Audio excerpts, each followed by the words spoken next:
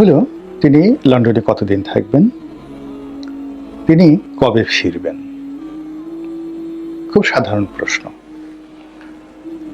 এবং এই প্রশ্নগুলো যদি তার রাজনৈতিক গুরুত্ব, কেবলই মাত্র সেই গুরুত্ব বা দলের প্রয়োজন, দেশের প্রয়োজন, এইগুলো নিয়ে আলোচনা হতো, তাহলে এটা নিয়ে আর ভিডিও করার প্রয়োজন হতো না।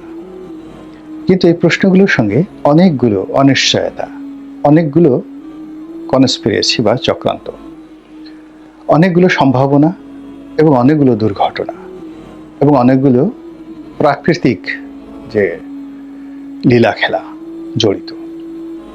এজন্যই যে যার মতো করে, যার যার যে দৃষ্টিভঙ্গি, যার যার যে চিন্তা এবং চেতনা, সেগুলো নিয়ে আলোচনা করছেন। তিনি এত দেরি করে গেলেন কেন? 5 মাস আগে তো যেতে পারতেন। তিনি এত দেরি করে গেলেন কেন? বা তিনি আমেরিকা না গিয়ে কেন লন্ডন গেলেন? তারপর কবে ফিরবেন? আসার সময় তিনি সৌদি আরব হয়ে আসবেন কিনা, ইত্যাদি ইত্যাদি নানা কথাবার্তা। তারপর তার এই যাত্রাপথে যে আনুষ্ঠানিকতা হলো এবং তার যাওয়ার সময়টিতে যে জাঁকজমকপূর্ণ আয়োজন করা হলো, এটি অস্বাভাবিক, এটি প্রাকৃতিকভাবে অস্বাভাবিক।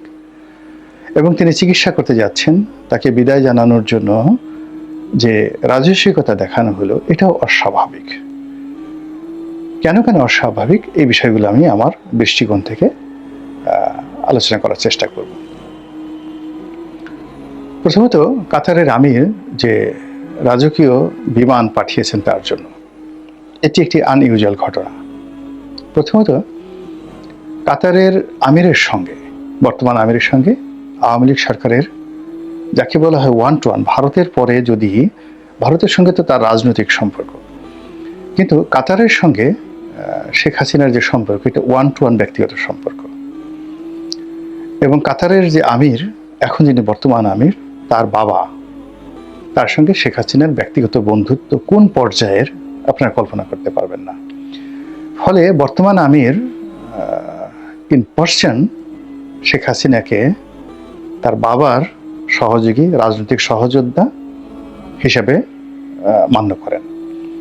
এবং বেশ কয়েকজন মানুষ, যেমন ধরেন ব্রিটেনের ঋষি সুনাক, কানাডার জাস্টিন ট্রুডো, ভুটানের যে বর্তমান রাজা, এবং কাতারের এই বর্তমান যিনি আমির আছেন, তো ওনাদের সঙ্গে শেখ হাসিনার ব্যক্তিগত সম্পর্ক, পারিবারিক সম্পর্ক, কোনোটা তার নিজের কারণে, কোনোটা তার ছেলের কারণে, কোনোটা তার বাবার কারণে।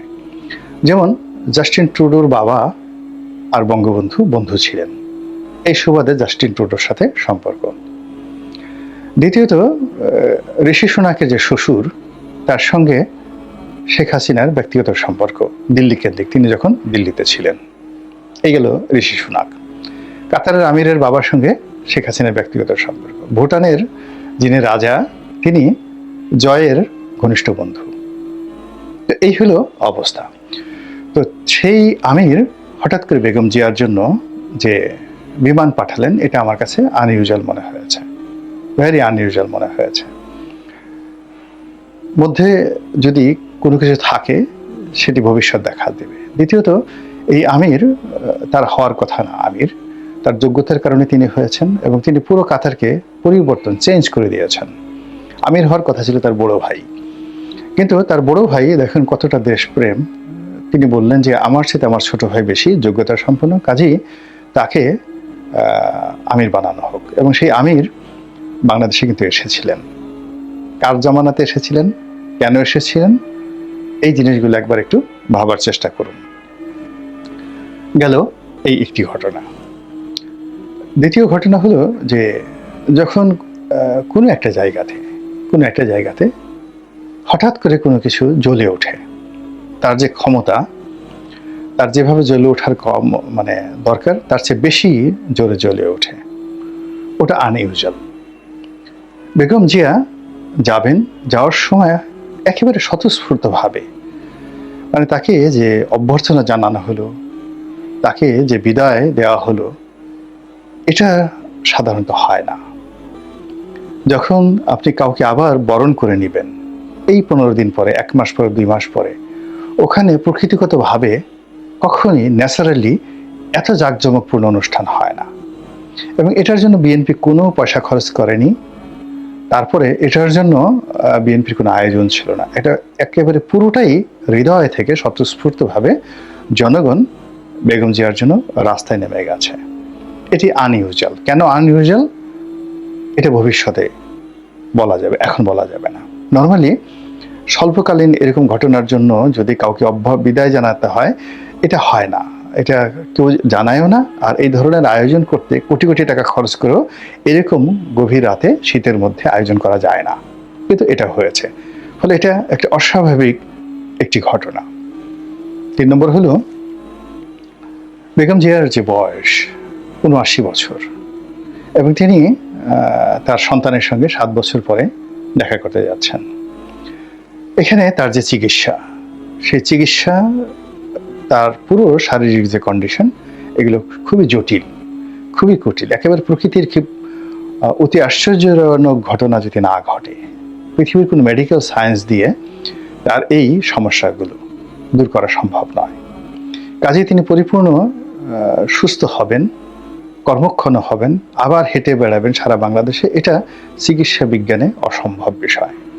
তিনি স্ট্যাবল হতে পারেন, বা তার যে এখন কষ্ট হচ্ছে সেই কষ্ট কিছুটা হলে লাঘব হতে পারে, নট মোর দ্যান দ্যাট। তো সেখানে তাকে নিয়ে আমরা যে আশা করছি, খুব বেশি আশা করছি, যত বেশি আশা করছি এবং তাকে নিয়ে যত বেশি আবেগ দেখাচ্ছি, ততই বিএনপির মধ্যে একটা ভয়ঙ্কর সমীকরণ হচ্ছে। সেটা হলো তারেক রহমান সাহেবের গুরুত্ব কমে যাচ্ছে, তার নাম মানুষ ভুলে যাচ্ছে।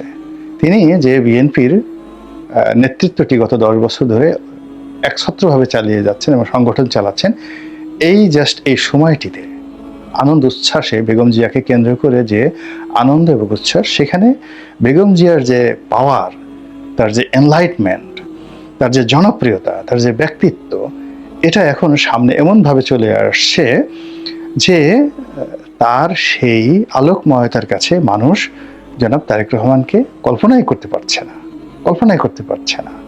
তারেক রহমান এখন তার কেবলই মাত্র একজন সন্তান।